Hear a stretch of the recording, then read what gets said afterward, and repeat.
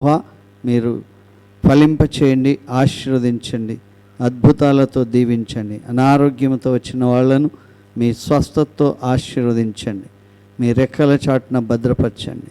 ఈ మీ మంచితనం అంతటిని బట్టి వందనాలు. ఎవరికి ఏ అక్కర ఉన్నదో, ఏ ఆపద ఉన్నదో, ఏ రకమైనటువంటి భయం ఉన్నదో దాని అంతటి నుంచి విడుదల అనుగ్రహించండి. స్వేచ్ఛగా హృదయపూర్వకంగా మిమ్మల్ని స్తుతించే ఆరాధించే తరుణం దయచేయండి. ఆయన ఇది పాట పాడినటువంటి ప్రియ కుమార్తె జెస్సీని బట్టి స్తోత్రం అయ్యా, దీవించండి. ప్రియ బిడ్డలందరికీ మంచి స్వరాలు ఇచ్చారు, మంచిగా మిమ్మల్ని స్తుతించి ఆరాధించేటువంటి మీ మహిమార్థమై ప్రత్యేకంగా ఈ స్వరాలను వాడుకొనమని కోరుతుంటున్నాం. దీవించి ఘనపరచమని యేసు పరిశుద్ధమైన నామములో మీ మాట నాకు మా అందరికీ దీవెనకరంగా చేయమని యేసు మనస్ఫూర్తిగా మీ పాదాలు పట్టుకొని బ్రతిమలాడి వేడుకుంటున్నాం తండ్రి, ఆమేన్. హల్లెలూయా. దేవుడికి రకరకాల పేర్లు ఉన్నాయి, నానా రకాలైన పేర్లు ఉన్నాయి. బైబిల్ గ్రంథం అంతటా ఆయన పేర్లతో నింపబడి ఉంది. జాయ్ చెరేన్ అనేటువంటి అమ్మగారు 100 పేర్లని శీర్షిక ఒకటి విడుదల చేశారు. ఆ స్తుతుల పుస్తకం అనేది కనుక ఆమెకు తెలిసినట్టే, కానీ మనం ఊహించినంత గొప్ప పేర్లు ప్రభు బైబిల్ గ్రంథంలో రాశారు. కనుక దేవుని యొక్క కార్యాలన్నీ కూడా మన కొరకు అద్భుతాలుగా, ఆశ్చర్య కార్యాలుగా ఉన్నాయి.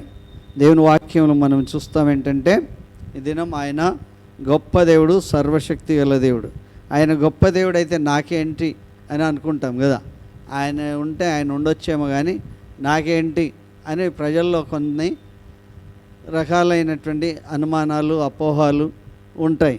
కనుక మనం దేవుని కొరకు బ్రతికే విధానాల్లో దేవుడు అద్భుతమైనటువంటి దీవెనలు మనకు కుమ్మరించాలని కోరుతున్నాడు. ఆదికాండం 35వ అధ్యాయం 11వ వచనం.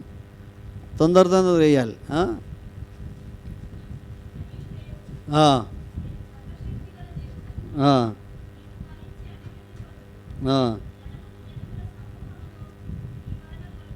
హల్లెలూయా.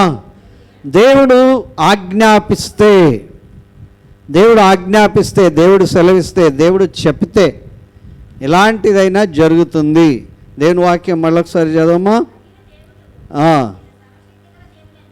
ఇదిగో దేవుడు ఏం చెప్తున్నాడు చూడండి, నేను సర్వశక్తి గల దేవుడను.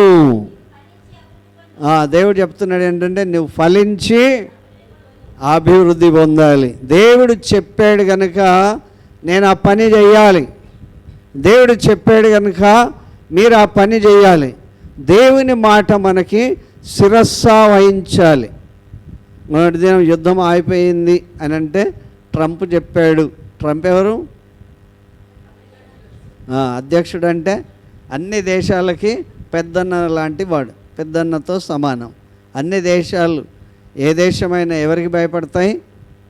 అమెరికాకు భయపడతాయి. అమెరికా ప్రెసిడెంట్ అంటే అన్ని రకాల ప్రజలందరిని కూర్చున్న శ్రద్ధ తీసుకోవాలి. అన్ని దేశాల ఆర్థిక పరిస్థితిని తీసుకోవాలి, అన్ని దేశాల వ్యవసాయాన్ని తీసుకోవాలి, అన్ని రంగాల్లో ఉన్న ఇండస్ట్రీస్ని తీసుకోవాలి. అన్నిటి మీద ఒక చక్కటి అవగాహన కలిగి ఉండాలి.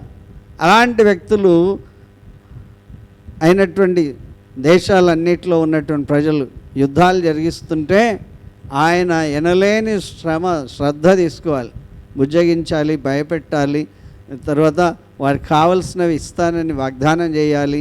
ఇవన్నీ చేయాలి. ఒక ప్రెసిడెంట్ గారే, దేశాలన్నిటికీ ప్రెసిడెంట్ గారే అలా చెప్తే యుద్ధాలు ఆగిపోతాయి. దేవుడు చెప్తా ఉన్నాడు, నేను సర్వశక్తి గల దేవుడను. నీ పట్ల ఆయనకున్న శ్రద్ధ చెప్తున్నాడు. ఏం చేయాలంట? నువ్వు ఫలించి అభివృద్ధి పొందాలి. అది ఆయన ఆశయం. నువ్వు ఫలించాలి, అభివృద్ధి పొందాలి, నువ్వు దీవించబడాలి, నువ్వున్న స్థితి నుండి పైకి లెగాలి. నీలో ఉన్నటువంటి శ్రమ, కష్టం అంతటినీ నేను తొలగిస్తాను అని చెప్పాడు. హల్లెలూయా, హల్లెలూయా. యోహాను సువార్త 15వ అధ్యాయం 7వ వచనం. యోహాను సువార్త 15వ అధ్యాయం 7వ వచనం. దేవుడు చెప్తున్నాడు, నా యందు మీరును మీ యందు నా మాటలు ఏం చేయాలంట? నిలిచి ఉండాలి. ఆ దేవుని మాటలు మీ హృదయంలో నిలబడి ఉండాలి. మీ హృదయంలో అవి ముద్ర వేయబడాలి. దేవుని యందు మీరుండాలి. దేవుని యందు మీరుండాలి. మీ ఇంట్లో టీవీలు ఉన్నాయి కదా, ఉన్నాయా లేదా? మీ సెల్ ఫోన్లో రకరకాల యాప్స్ ఉన్నాయి కదా, అన్నిటికీ వాక్యం వస్తుంది కదా. రోజు వాక్యాలు పంపించే వాళ్ళు ఎక్కువైపోయారు. వాళ్ళు పంపిస్తున్నారు, వీళ్ళు పంపిస్తున్నారు, వాక్యంతో కొట్టుకోవడం జరుగుతుంది. వాక్యంని ఏం చేయాలంట? మీ అందు నిలిచి ఉండాలి. వాక్యం మీ హృదయంలో ఉండాలి. వాక్యం మీ నోట ఉండాలి. వాక్యం మీరు అనుభవపూర్వకంగా పొందుకోవాలి. హల్లెలూయా. కనుక వాక్యం అనేటువంటిది దేవుని వాక్యం చెప్తుంది, నా యందు మీరును మీ యందు నా మాటలను నిలిచి ఉండిన ఎడల ఏం కావాలంట? మీకు ఏది ఇష్టమో అది అడగండి. మీరు చేసే పనులు మీరు చేయాలి. దేవుడు చేసే పని దేవుడు చేస్తాడు. మనం చేయాల్సిన పని ఏం చేయాలి కదా. మనకు చేయాల్సిన పని మనం చేయాలి. దేవుడు చేయాల్సిన పని దేవుడు చేస్తాం. మనం దేవుడు చేసే పని చేద్దాం అనుకుంటాం. మనం ఏమనుకుంటామంటే, ఆ పనులు కాదు, నువ్వు చేసే పని నేను చేయాలి అనుకుంటాం కదా. దేవుని వాక్యం చెబుతాం, మీకు ఏది ఇష్టమో అది అడగండి. వాట్ ఎవర్ యువర్ డిజైర్, నీ కోరిక, తీరని కోరిక ఏముందో అది అడగాలి. తీరని కోరిక ఏముందో అది అడగాలి. ఆయనను అడగాలి. ఆయన మాటలు మీలో ఉంటే కదా, ఆయన మాటలు మీలో ఉంటే మీకు ఏది ఇష్టమో అడగండి. ఆయన మాటలు మనలో ఉంటాయా? ఎడలా అని ఎందుకు? అది ఒక ఏ రకం అనుమానం. ఉన్నాయా? ఉన్న ఎడల ఉండిన ఎడల మీకు ఏది ఇష్టమో అది అడగండి. ఒక వాక్యం చెప్పండి అంటే, ఒక కంఠద వాక్యం చెప్పండి అంటే, ఒక ప్రార్థన, సరైన ప్రార్థన చేయండి అంటే, ఒక పాట పాడండి అంటే కదా. ఇవన్నీ పాటలంతా ముందు వరుసలో కూర్చుంటారు. మాకు తెలియదు. మాకు ఒకటి ఫ్యాన్ గాలి తగిలితే చాలు అనుకుంటాం కదా. దేవుడు అంటాడు, నీకు దీవించాలి ఆయన. నువ్వు ఎక్కడికి రావాలి? సర్వశక్తి గల దేవుడు చెప్తున్నాడు, నువ్వు ఫలించాలి, అభివృద్ధి పొందాలి. ఏ రంగాల్లో ఫలితం లేదో ఆ రంగంలో ఫలించాలి అంటే దేవుని యొక్క మాటలు, మీరు దేవుని యందు, ఆయన మాటలు మీ యందు నిలిచి ఉన్న యెడల మీకు ఏది ఇష్టమో అంత అమ్మకే తెలుసు. ఏమంటారు? అంత అమ్మకే తెలుసు కదా. నా సెల్ ఫోన్లో ఒకటి వచ్చింది. మా ఆయన కంప్రెషర్లో పనిచేస్తాడు. ఈ ఎమ్మెల్యే ఎవరో తెలుసా, వీళ్ళు ఎవరో తెలుసా అంటే మా ఆయనకే తెలుసు. నాకు కొత్తగా పెళ్ళయిందంటే. కనుక దేవుని వాక్యం చెప్తున్నటువంటి మాట ఏంటంటే, ఆయన మాటలు మన హృదయంలో నిలిచి ఉండాలి. ఆయన మాటలు మన హృదయంలో, మనం ఆయనలో ఉంటే ఆయన మాటలు మన హృదయంలో నిలిచి ఉంటాయి. ఇప్పుడు అమ్మాయి పాట పాడింది కదా, ఆ కోడి కన్నా కోడి చెప్పినట్లయినా వింటుంది కదా. దేవుని వాక్యం చెప్తుంది, చీమ కదా, చీమ కూడా దాని శ్రమపడి కష్టపడి 3 నెలలే పనిచేసే జీవి కదా. 3 నెలలే పనిచేస్తుంది అది జీవి కదా. మొయ్యలేని బరువు మోసుకొని పోయి దానికి చెమట వస్తే ఎట్లా దూడుచుకుంటుందో తెలియదు కనుక అలాంటి శ్రమజీవి అయినటువంటిది మనం చాలా చులకనగా చూస్తాం. కానీ 3 నెలలు కష్టపడి 6 నెలలు తింటుంది. హల్లెలూయా. మనం 365 రోజులు కదా, 12 నెలలు కష్టపడినా నోటికి చేతికి అందనంత పరిస్థితి. దేవుని వాక్యం చదువు, మీకు ఏది ఇష్టమో అడగండి. ఆయన మాటలు ఎక్కడ ఉండాలంట? మన హృదయంలో ఉన్నట్లయితే మీరు బహుగా ఫలించడం. 8వ వచనం ఏమంటుందంటే, హల్లెలూయా, మనం అభివృద్ధి చెంది బహుగా ఫలించడం వలన వీరెవరు అని అన్యజనులు అడుగుతూ ఉంటారు. మీరెవరంటే క్రిస్టియన్స్ అంటే క్రీస్తును వెంబడించేవాళ్ళు, క్రీస్తును వెంబడించే వాళ్ళు ఇంతగా దీవించబడతారా అనేటువంటి భావం ప్రజల్లో వెల్లివిరుస్తుంది. హల్లెలూయా. క్రీస్తును వెంబడించేవాళ్ళు అబద్ధాలు ఆడారు, దొంగతనం చేయరు, చెడ్డమాటలు మాట్లాడారు, వేతరులు దోచుకోరు కనుక వాళ్ళు చాలా పద్ధతి కలిగినటువంటి వ్యక్తులుగా ఉంటారు. కనుక చాలా నమ్మకస్తులుగా ఉంటారు, యథార్థవంతులుగా ఉంటారు, దేవుని స్తుతించే వాళ్ళుగా ఉంటారు. కనుక ఇలాంటి లక్షణాలు కలిగిన వారు దేవుని మహిమపరిస్తే దేవుని సన్నిధి వాళ్ళతో ఉండి వారు అడుగుపెట్టే ప్రతి స్థలాన్ని దేవుడు దీవిస్తాడు. హల్లెలూయా. వారికి ఏ లోటు రాకుండా దేవుడు చూస్తూ ఉంటాడు. వారికి శ్రమకాలం దుఃఖదినములన్నీ సమాప్తములుగా దేవుడు చేస్తూ ఉంటాడు. హల్లెలూయా. హల్లెలూయా. దేవుడు తన ప్రజలను దీవించగోరితే ఆయనకు మహిమ వస్తుంది. ఎవరికి? దేవునికి మహిమ వస్తుంది. నిన్ను బట్టి దేవునికి మహిమ రావాలా వద్దా? నిన్ను బట్టి మీ ఇంట్లో వాళ్ళకన్నా మహిమ అయ్యో వీళ్ళ ఫలానా వాళ్ళ పిల్లలు అని అనాలా లేదా? అలా పిల్లలంటే పద్ధతి గల వాళ్ళు అనుకోవాలి, చాలా నమ్రత గలవారు, విధేయత గలవారు, భక్తి గలవారు, తర్వాత మర్యాదస్తులు, దేవుని కృపకు పాత్రులయ్యేవారు అని ప్రజలు చెప్పుకోవాలి మన గురించి. హల్లెలూయా. హల్లెలూయా. కనుక యథార్థవంతుల వంశం వారు దీవించబడతారు. 112వ కీర్తనలో మనం చూసాం 3వ వచనంలో ఏమని? యథార్థవంతుల వంశం వారు ఏం చేస్తారంట?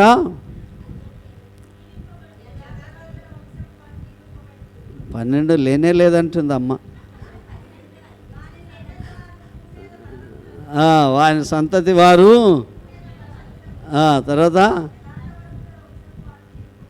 బలవంతులు అంటే కండలు పెంచుకునే వాళ్ళు కాదు, జ్ఞానం బుద్ధి గలవారు, భక్తి గలవారు. కనుక వారి రాజ్యం గెలుస్తుంది. యథార్థవంతుల వంశం వాళ్ళు ఎందుకు దీవించబడ్డారంటే యథార్థంగా ఉంటారు వాళ్ళు. ఆయన ఆజ్ఞలను బట్టి అధికముగా ఆనందించేవాళ్ళు, వాళ్ళు ధన్యులుగా ఉంటారు. హల్లెలూయా. హల్లెలూయా. కానీ మనం దీవించబడాలా వద్దా? మన నడివడిక మార్చుకోవాలి. ఎవరో చూస్తారని కాదు. ఎవరు చూస్తారు? దేవుడు చూస్తాడు. కనుక మనం ఎక్కడ ఫెయిల్ అయ్యామో నీకు తెలుసు, దేవుడికి తెలుసు. ఎక్కడ ఏం మాట్లాడావో నీకు తెలుసు, దేవుడికి తెలుసు. ఏమేమి విధానంలో జీవిస్తున్నావో హృదయ అంతరంగములను పరిశోధించగల దేవుడికి నీ పనులన్నీ తెలుసు. హల్లెలూయా. హల్లెలూయా. దేవుని దగ్గర నుండి మనం తప్పించుకోలేము. దేవుని దీవెనకు పాత్రలు కావాలి అంటే దేవుని యొక్క అనుగ్రహంలో మనం నడవాలి. యథార్థవంతుల వంశం వారు దీవించబడతారు. తర్వాత ఏమేమి ఉండాలి మన ఇంట్లో? ఉండాలా? కలిమి ఉండాలి, సంపద ఉండాలి. రోజు లెక్క పెట్టుకోవడమే, మిషన్లు తెచ్చిపెట్టుకోవాలి కదా. మిషన్లు తెచ్చిపెట్టుకోవాలంటే కలిమి సంపద వాళ్ళ ఇంట్లో ఉంటుంది.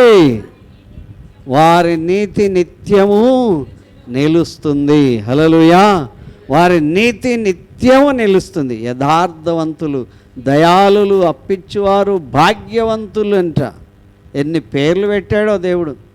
దీవించబడే వాళ్ళకి ఎన్ని పేర్లు, యథార్థంగా ప్రతి వారికి ఎన్ని పేర్లు, ఎన్ని రకాలైనటువంటి దీవెనలు. ఈ లోకంలో ఎవరైనా ఇలాంటి అవార్డులు ఇస్తారా? ఇలాంటి అవార్డులు ఇవ్వాలంటే ఎవరు ఇవ్వాలి? దేవుడే. వీళ్ళ యథార్థవంతుల వంశం వాళ్ళు దీవించబడతారు. కలిమి సంపద వారి ఇంట ఉంటుంది. వారి నీతి నిత్యము నిలుస్తుంది. ఇంకేంటి? అప్పుడప్పుడు చీకటి అనేది వస్తుంది. చీకటి అంటే ఏంటి? భయంకరం. చీకటి అంటే ఏంటి? భయం. చీకటి అంటే రోగం. చీకటి అంటే దారిద్రత. చీకటి అంటే ఆపద, కష్టకాలం. ఒక్కోసారి 5 పైసలు కూడా కనబడవు. ఒక్కోసారి కోట్ల కొలది ఉండొచ్చు, కానీ 5 పైసలు లేకపోతే ఆర్టీసీ బస్సులో నుండి దిగంటారు కదా. దేవుని వాక్యం చెప్తా ఉంది. దేవుని యొక్క సన్నిధి యథార్థవంతుల వంశం వాళ్ళు దీవించబడతారు. కలిమి సంపద వారి ఇంట ఉంటుంది. తర్వాత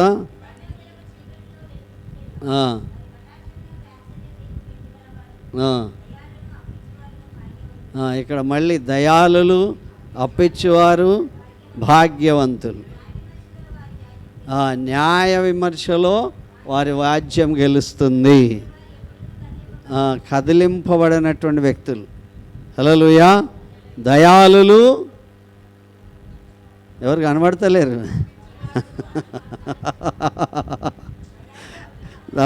దయాళులు అక్కడికి వచ్చేసరికి ఆగిపోయింది, ఎక్కడ అడుగుతాడో అనుకుంటున్నాను.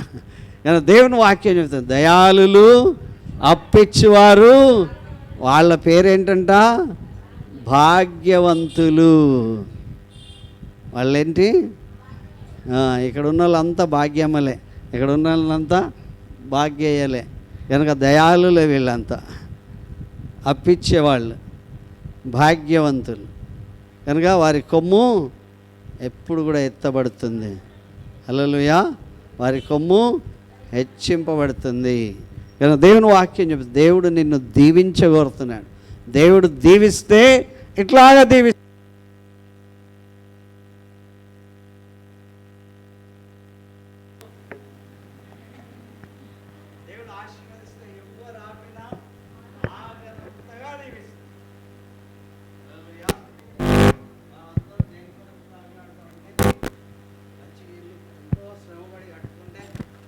బాగా కట్టుకున్నారండి, చాలా మంచి ఇల్లు కట్టుకున్నారు అని చెప్పడానికి అందరూ ఆశపడతారు. అంత కష్టపడితే దేవుడు ఎంతగా ఆశీర్వదించాడు, ఆయన కృతజ్ఞత చెప్పాలి అంటే మేమే కష్టపడి కట్టుకున్నామంటారు. దేవుడు ఆయన ఇల్లు కట్టిస్తేనే కట్టువారి ప్రయాసం వ్యర్థం కాదు. ఆయన కట్టించకపోతే కట్టువారి ప్రయాసము వ్యర్థమవుతుంది. ఆయన పట్టణాన్ని కాపాడకపోతే కావలికాయ వారు మెలుకొని ఉండుట కూడా వ్యర్థమే. ఒక భూకంపం వచ్చిందనుకో రాత్రి ఏమవుతుంది?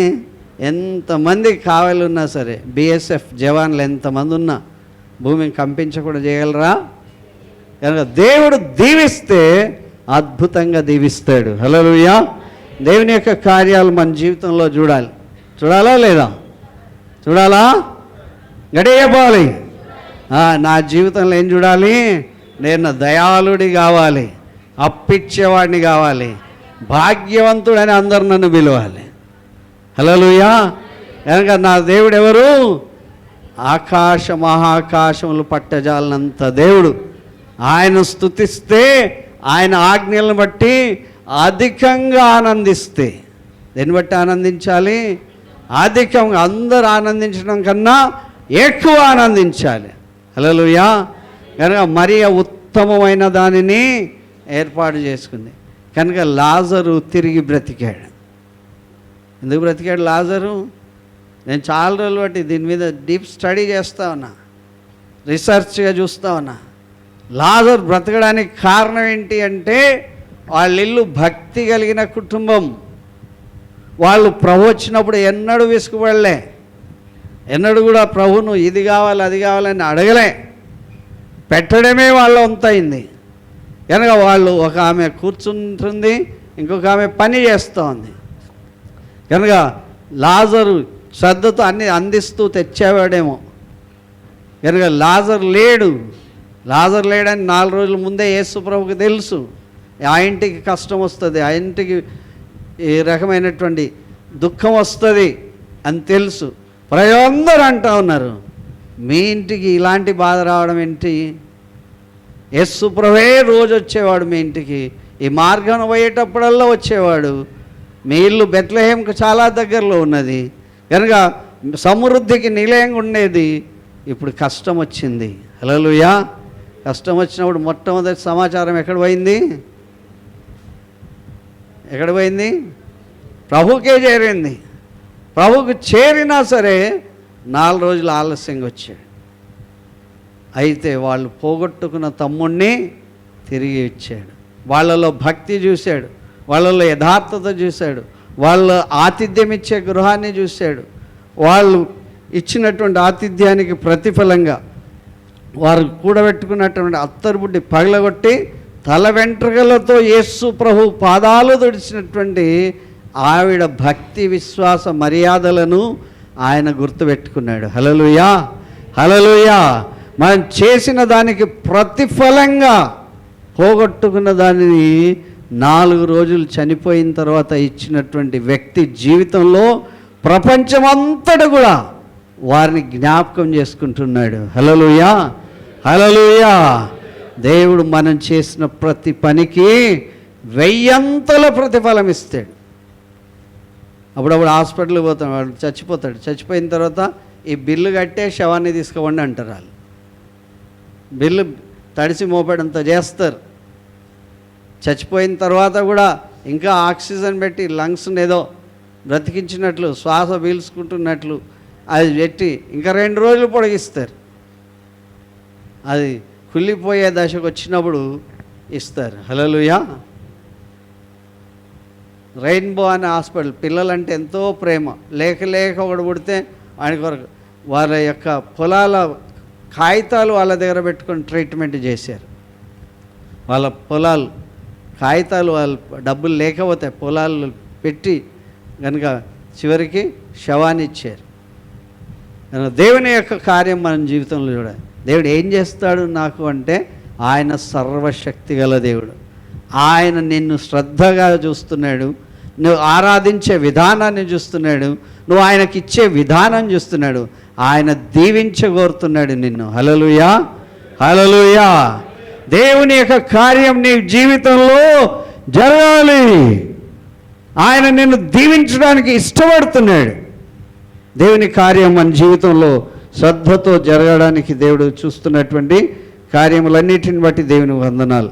ఆ రీతిగా దేవుని వాక్యం మనకు జ్ఞాపకం చేస్తుందంటే ఆమోసు గ్రంథం 5వ అధ్యాయం 3వ వచనం.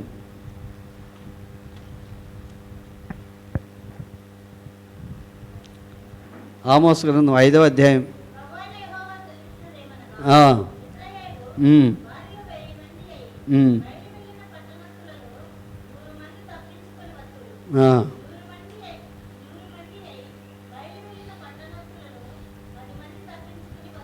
హల్లెలూయా. కానీ దేవుని మాట వినక వస్తే, వేరే గెలుపొందడానికి వెళ్తే 10 మందే తప్పించుకొస్తారంట. 1000 మంది పోతే కనుక దేవుని మాట వినకపోతే, అలాగే దేవుని వాక్యం 5:8 వచనం ఏం చెప్తుందంటే,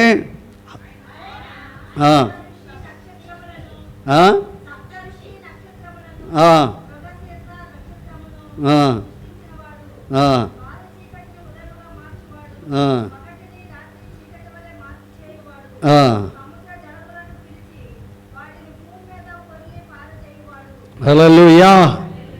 కనుక చావు చేసేవాడు, ఇబ్బంది పాలు చేసేవాడు మృగశిర నక్షత్రాన్ని సృష్టించేవాడు. మృగశిర అంటే అన్ని చేపలు తినే రోజు ఒక రోజు వస్తుంది ఈ మధ్యకాలంలో కదా. ఆమెకు తారీతో సహా గుర్తుంది, 8వ తారీఖు అంట. కనుక అప్పుడేంటి, వర్షాకాల సూచన. వర్షం పడేటట్లు చేసేవాడు ఎవరంట? దేవుడే. దేవుడైన యెహోవా. బలాఢ్యుల మీదికి ఆయన నాశనం తెప్పిస్తాడు.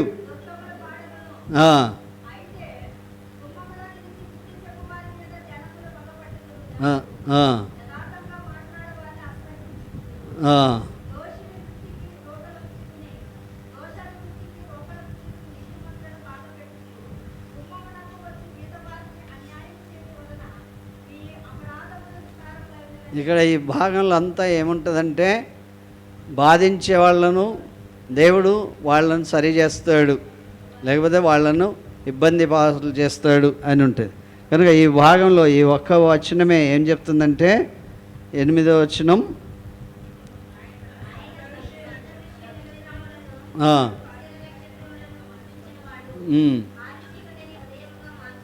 కారు చీకటిని ఉదయంగా మార్చేవాడు, పగటిని రాత్రిని చీకటి వలె, పగలైనా సరే దాన్ని చీకటిలాగా మార్చేవాడు. తర్వాత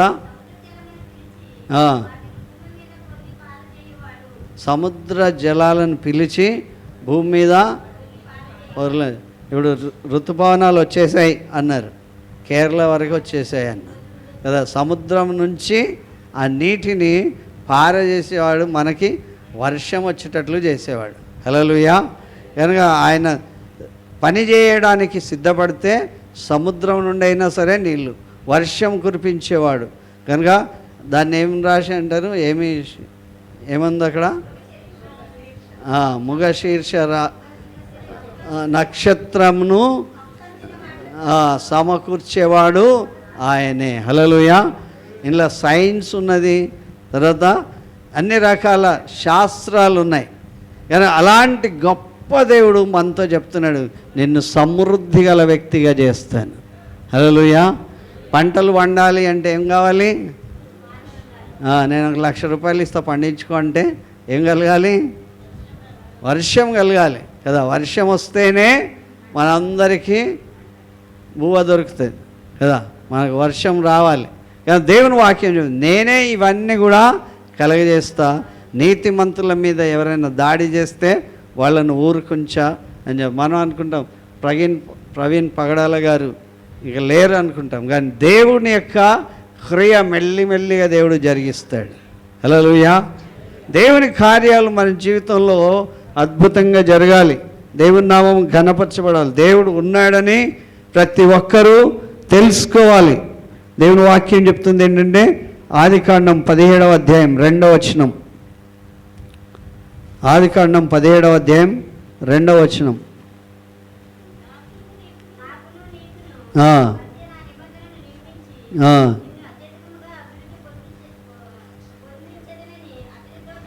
హల్లెలూయా. ఎవడన్నా బెట్టింగ్ చూసారా? పాల్గొన్నారా? కోడి పందాల్లో పాల్గొన్నారా? దేని మీద పెట్టారా? దేవుడు చెప్తున్నాడు నిబంధన, షరత్తు ఏమని 2వ వచనంలో, నాకు నీకు మధ్య నేను ఒక నిబంధన నియమిస్తున్నాను, నిన్ను అత్యధికముగా అభివృద్ధి పొందించదనని అతనితో చెప్పాడు. హల్లెలూయా. నిబంధన, నీకు నాకు ఒక నిబంధన, నేను అత్యధికంగా అభివృద్ధి పొందిస్తాను. ఎవరు చెప్తున్నారు? దేవుడు చెప్తున్నాడు కదా. ఈ లోకంలో ఉన్నటువంటి వాళ్ళు ఎలక్షన్స్కి ముందు ఎన్నో పెట్టారు కదా, ఇంకా కొంతమందికి ఏమీ జరలే, అవి ఎక్కడుంటాయో ఎవరిని కలుసుకోవాలనో కూడా తెలియదు. ఇక మనకి రేషన్ కార్డు లేదు, ఓటర్ కార్డు లేదు, ఏ కార్డు లేకపోతే మనం బేకార్డు కదా, బికారిగా బ్రతికైపోతాయి. కానీ దేవుడు దీవించగోరితే నిన్ను అత్యధికంగా ఆశీర్వదించగోరుతున్నాను, అది నిబంధన. దేవుని వాక్యం మనకు చెప్తున్నటువంటి మాట. తర్వాత అబ్రహాముతో చేసిన నిబంధన ఎన్నేళ్ళకి చేశాడు? 17వ వచనంలో 99 ఏండ్లకు, ఎన్ని సంవత్సరాలు, ఎప్పుడు పుట్టుకోమంటాడో తెలియదు. ఆయనతో చెప్తున్నాడు దేవుడు, నీతో నేను నిబంధన చేస్తున్నా. హల్లెలూయా. అప్పుడు తొందరగా చేస్తున్నట్లా లేట్ చేస్తాను అన్నట్ట? అప్పటిదాకా చేయలే, 99 ఏండ్లప్పుడు చెప్తే త్వరగా చేస్తాడన్నట్ట లేటుగా చేస్తాడన్నట్ట? లేటుగా అయినా సరే నిన్ను లేటెస్ట్గా దీవిస్తా అన్నాడు. హల్లెలూయా. 99 ఏండ్లు అయినా ఎన్ని ఇంకెప్పుడు దీవిస్తావో ఏమో. ఇక 1 సంవత్సరం అయితే ఏమైపోతుంది? శతకం అవుతుంది. కనుక శతవార్షికోత్సవానికి దీవిస్తావా అంటే దేవుడు, నేను నిబంధన చేశాను, నిన్ను అత్యధికంగా ఆశీర్వదిస్తా. హల్లెలూయా. దేవుడు చెప్పిన ఏ మాట కూడా, శాంసన్ బ్రదర్ అనుకో నేను ఎప్పుడు పరిగెడతా అని, దేవుడు అంటే నేను నిన్ను పరిగెత్తేటట్లు చేస్తా. ఇంకోరు అనుకోరు నేను పాస్ కాలే ఎప్పుడైతానో ఏమో ఇది అని, అది కళ అయిపోతుంది. నేను నిన్ను ఆశీర్వదిస్తా. హల్లెలూయా. ఆయన నేను దీవిస్తా అని ఎవరు చెప్తున్నారు? దేవుడు చెప్తున్నాడు. హల్లెలూయా. ఇన్స్టంట్గా చేయడానికి దేవుడు ఇష్టపడతాడు. Unless until you receive the lord Jesus as your personal saviour. దేవుడిని నీవు చేర్చుకునే విధానాన్ని బట్టి ఉంటుంది, కానీ ఆయన దీవించడానికి ఇష్టపడుతున్నాడు. హల్లెలూయా. ఆయన మనం చేర్చుకునే విధానాన్ని బట్టి దేవుడు ఆశీర్వదిస్తాడు. మన హృదయంలో ఆయనకు స్థానం ఇవ్వాలి. అద్భుతమైనటువంటి దీవెన మనకు కలుగుతుంది. మత్తయి సువార్త 18వ అధ్యాయం 3వ వచనం. మత్తయి సువార్త 18వ అధ్యాయం 3వ వచనం.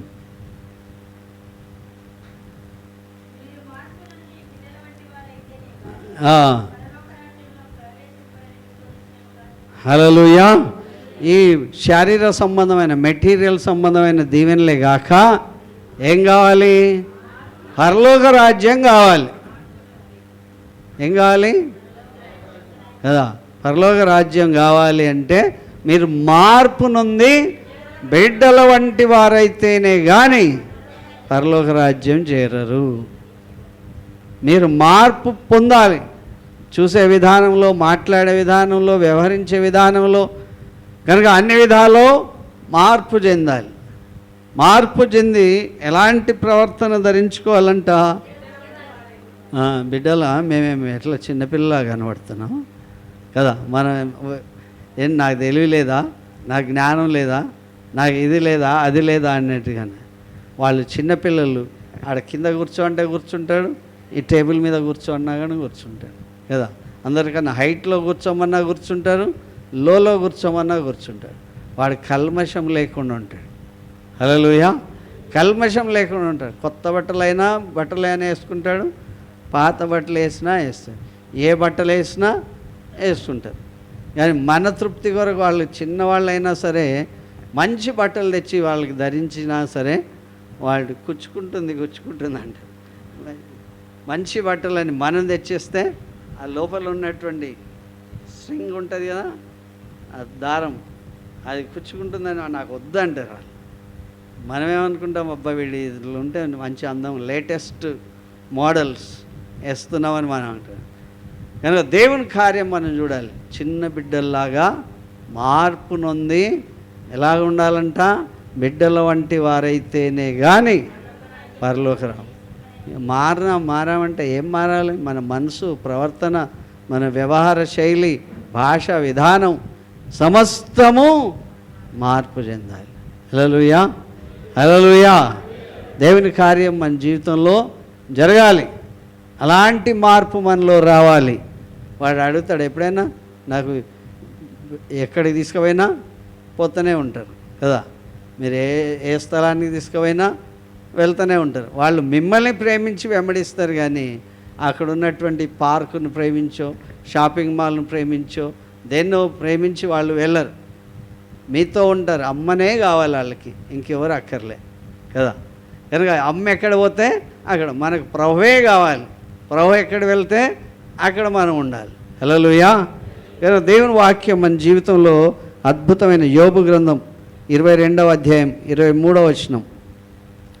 యోబు గ్రంథం 22వ అధ్యాయం.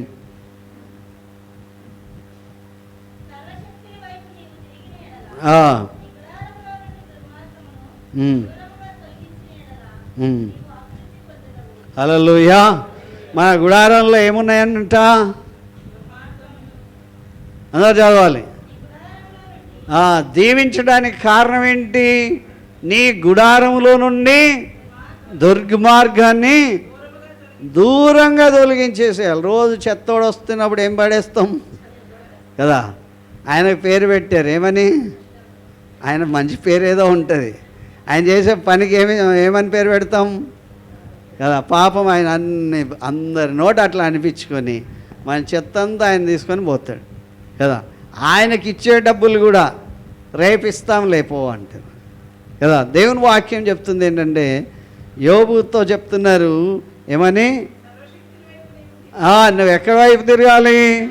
సర్వశక్తి గల దేవుని వైపు తిరగాలి. దేవుని వైపు తిరిగితే నీ గుడారములో నుండి దుర్మార్గమును. చాలామంది వాళ్ళ ఇళ్ళను శుభ్రం బాగా చేసుకుంటారు. ఆదివారం అని తెలిసి కూడా ఇల్లు శుభ్రం చేస్తారు కదా. ఇంట్లో ఏం వెళ్ళిపోవాలి? మామూలు చెత్త వెళ్ళిపోవాలి కదా. మనసులో ఉన్న చెత్త మాత్రం పోలా వద్దా? దీన్ని శుభ్రం చేసుకోరు. ఇక తుడిసిందే తుడుసుడు, కడిగిందే కడుగుడు కదా. ఎంతమంది పని వాళ్ళు వచ్చినా వాళ్ళకి నచ్చదు. మళ్ళీ వాళ్ళు సొంత వేసుకునే వారికి కదా, చేతులు నొప్పి కొట్టేటట్లు, చెమట గారేటట్లు, ఇన్ని పనులు చేసి దేవుని వాక్యం చెప్తుంది, నీ గుడారంలో నుండి ఈ చెత్త కాదు, ఏ చెత్త ఏం తొలగించుకోవాలి? మనందరి ఇళ్ళల్లో దుర్మార్గం ఉన్నట్లే కదా, ఉన్నట్లా లేదా? ఎంత తుడిచినా మళ్ళీ ఆ బొద్దింక కనబడుతూనే ఉంటుంది. అరే ఏంటో బొద్దింక వచ్చింది, ఇంత తుడిచినా సరే వచ్చింది అనుకుంటే జిల్లపురుగు వస్తుంది కదా, అదేదో బల్లి కూడా వస్తుంది, ఇవన్నీ వస్తాయి. అవన్నీ చూస్తే నాకు ఎలర్జీ అనిపిస్తుంది. ఏంటి దేవుని వాక్యం చెప్తుంది ఏంటంటే, నీవు తొలగించుకోకుండా వేరే విషయాల్ని తొలగించద్దు. హల్లెలూయా. దేవుని వాక్యం చెప్తుంది ఏంటండి, నీ గుడారములో నుండి దుర్మార్గాన్ని ఎంత దూరంగా పెడితే అంత మంచిది. నువ్వు అభివృద్ధి పొందాలంటే నీ ఇంట్లో నుండి ఏం పోవాలి? దుర్మార్గం పోవాలి. మనం దినవంత రాత్రం చూసే దుర్మార్గమే, ఇంట్లో నుంచి ఎడకపోతే అది మనసులో వచ్చి చేరిపోతుంది కదా. దేవుని వాక్యం చెప్తుంది, ఆ దుర్మార్గాన్ని తొలగిస్తే నువ్వు అభివృద్ధి పొందుతావు. అభివృద్ధి పొందడానికి కారణం ఏంటి? దుర్మార్గంతో ఉండడమే అభివృద్ధి పొందకుండా ఉండడానికి కారణం. హల్లెలూయా. కానీ దేవుని వాక్యం మనకి ఇంకా 24వ వచనం,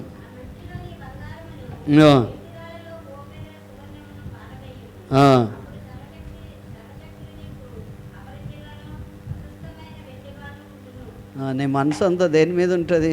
ఈ బంగారం, తర్వాత ఇవి వాటి మీద ఉంటుంది కనుక అవి తీసి అంటే ఎక్కడ వేయాలి? పారేస్తారా? ఏటి రాళ్ళు, ఏటిలో ఏడు వేస్తుంది అక్కడే ఉంటుందా, పోతుందా? మళ్ళీ నువ్వు దొరికించుకోలేనంత దూరం పడేసేయాలంట. మనం క్యూ కడతాం తక్కువ ధర అయితే. దేవుడు అంటుండే అది తీసుకొచ్చి నీ అంతా కూడా అక్కడ వేసేసాయి. కనుక అది దుర్మార్గంతో ఉంటే దేవుని వాక్యం చూస్తుంది, నీ మనసు ఎక్కడుందో నీ హృదయం అక్కడ ఉంటుంది. కనుక దాని నుంచి తొలగించుకోవాలి. హల్లెలూయా. యోబు 2 దీవించబడ్డానికి కారణం ఏంటంటే దేని మీద మనసు పెట్టుకోలేదు కనుక దేవుడు అతనికి 2 దీవెనలు ఇచ్చాడు. మనం కావాలని పరిగెడతాం, వాళ్ళు వద్దని విసర్జించారు, దేవుడు వాళ్ళకి 2 ఇచ్చాడు. హల్లెలూయా, హల్లెలూయా. దేవుని యొక్క సన్నిధి, ఆయన సర్వశక్తి గల దేవుడు. నీకెప్పుడు ఏది అవసరమో అది ఆయన నీకు ఇస్తాడు. అట్టి గొప్ప దేవుణ్ణి మనం కలిగినందుకు కొలస్సే పత్రిక 1వ అధ్యాయం 10వ వచనం, కొలస్సీలకు రాసిన పత్రిక 1వ అధ్యాయం 10వ వచనం.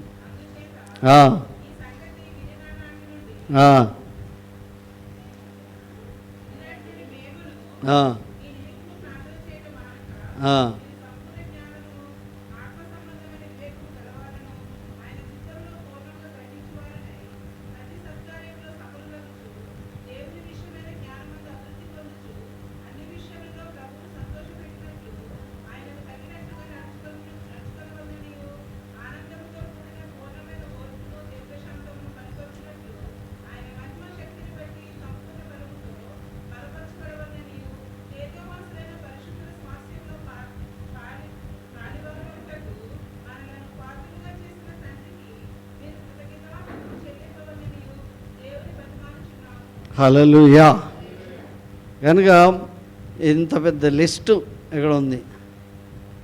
దేవుడు మనందరినీ సంపూర్ణులుగా చేయాలని, పూర్తిగా ఆయన కొరకు అంకితమైనటువంటి వ్యక్తులుగా బ్రతకాలని, ఆయన మిమ్మల్ని బట్టి మేము దినమెల్లా మీ కొరకు ప్రార్థన చేస్తున్నామని చెప్పి అపోస్తలుడైన పౌలు కొలస్సీ సంఘానికి రాస్తూ ఉన్నాడు. హల్లెలూయా, హల్లెలూయా. దేని మీద మనసు పెట్టుకోకుండా దేవుడు నన్ను దీవిస్తాడు, ఈ రీతిగా దీవిస్తాడు, ఈ రీతిగా ఆశ, జ్ఞానం కావాలని. ఏం కావాలని? జ్ఞానం కావాలి, సంపూర్ణమైన జ్ఞానం, వివేకం గలవారని, ఆయన చిత్తమును పూర్ణంగా గ్రహించే వాళ్ళు కావాలని. ఆయన చిత్తం, ఆయన ఇష్టం ఏంటో పూర్తిగా తెలుసుకొని ఆ ప్రకారం చేసి పెట్టాలి. ఎవరు నన్ను అడిగారు, మీరు ఏం తింటారు ఇష్టంగా అని. నాకే తెలియదు ఏం తింటానో. కనుక దేవుని చిత్తం ఏంటో, దేవుని ఇష్టమేంటో పూర్తిగా గ్రహించేటువంటి వ్యక్తులుగా మనం ఆ జ్ఞానమందు వర్ధిల్లాలి. దేవుని విషయమైన జ్ఞానమందు అభివృద్ధి పొందాలి. దినదినం అట్లా అభివృద్ధి పొందాలి. ఎవరిని సంతోషపెట్టాలి? ప్రభువును సంతోషపెట్టినట్లు దేవునికి తగినట్లుగా నడుచుకున్న వలనని. ఎలాంటి ఓర్పు అంట? కోపం వచ్చినప్పుడు ఉండదు ఓర్పు, కానీ ఆనందం వచ్చినప్పుడు ఉంటుంది కదా. కోపం వస్తే ఇంకా ఎంతసేపు అని ఉంటుంది. కోపం లేకపోతే పర్వాలేదులే ఇంకోసేపు ఆడుకొని అంటాం. కనుక పరిపూర్ణమైన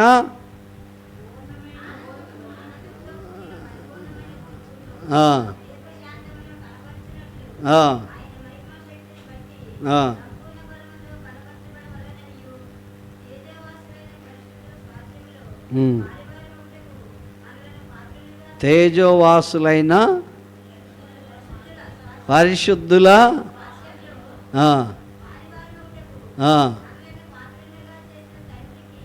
మనం ఎక్కడంట? పరిశుద్ధులతో తేజోవాసులైన వాళ్ళు, మామూలు ఆర్డినరీ కాదు, తేజోవాసులైన. ఒక్కొక్క వర్డ్ చదివితే అద్భుతమైన విజయాలు దేవుడు మన కొరకు పెట్టాడు. హల్లెలూయా, హల్లెలూయా. శరీర సంబంధమైన దీవెనే గాక జ్ఞాన సంబంధమైన దీవెన, పరిశుద్ధులతో ఉండే దీవెన. కనుక దేవుడికి ఇష్టలుగా బ్రతికేటువంటి విధానంలో దేవుడు మనందరినీ దీవించగోరుతున్నాడు. హల్లెలూయా, హల్లెలూయా.